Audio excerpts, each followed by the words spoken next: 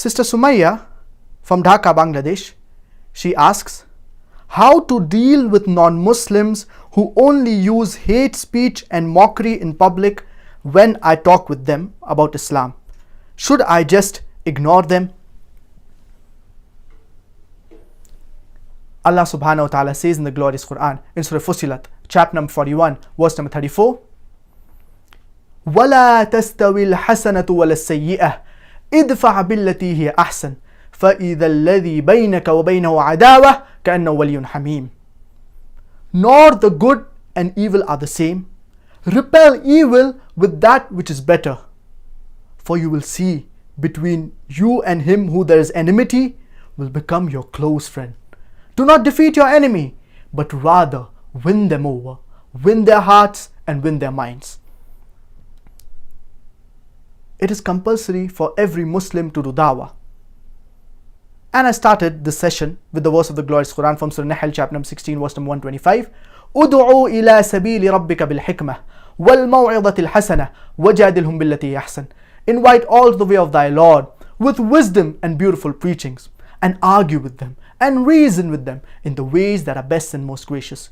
So the first thing that you should do is do dawah with the non-Muslims. Even if they mock you, even if they make fun of you, yet you should continue doing dawah with hikmah and with husna.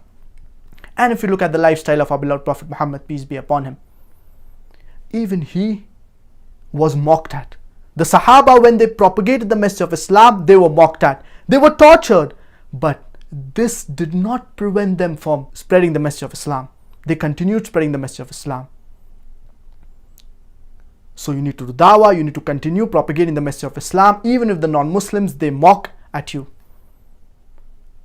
But if the non-Muslim, their purpose is solely to mock and to make fun of the verse of the glorious Quran, then you should avoid them. You should not sit with them. As Allah subhanahu wa ta'ala says in Surah Nisa, chapter number 4, verse number 140, وَقَدْ نَزَّلَ عَلَيْكُمْ فِي الْكِتَابِ أَنْ إِذَا سَمِعْتُمْ آيَاتِ اللَّهِ يُكْفَرُ بِهَا وَيُسْتَهْزَأُ بِهَا فَلَا تَقْعُدُوا مَعَهُمْ حَتَّى يَخُوضُوا فِي حَدِيثٍ غَيْرِهِ إِنَّكُمْ إِذًا مِثْلُهُمْ. That it has been revealed to you in the book, when they hear the verses of the glorious Quran, they disbelieve in it and they mock at it. So do not sit with them until they discuss something else. إِنَّكُمْ إِذًا مِثْلُهُمْ. For if you do so, you are like them. So if they are mocking, they are making fun of the verse of the glorious Quran, then you should not sit with them and you should avoid them. But this is the last resort. After you have conveyed the message of Islam to these non-Muslims, if they are yet mocking and their purpose is to make fun, then you should avoid them and not sit with them.